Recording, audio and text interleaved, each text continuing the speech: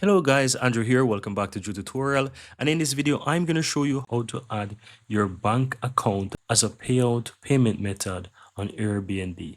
So click the three lines on the upper right hand side and go to your account settings here. And from here, click on payments on the left hand side. Then at the top, switch to payouts and then click on set up payouts. Now from here, guys, you will need to go ahead and of course ensure that your country is correct. And then you want to choose your bank account. In my case, because I have my country region set to check, then it's giving me the local currency and of course euro as well. So I can choose whichever. So if I want to choose, for example, the Czech currency, I can select that.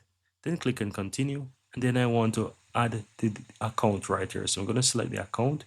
You can always add a new account as well. Then go ahead and click on next.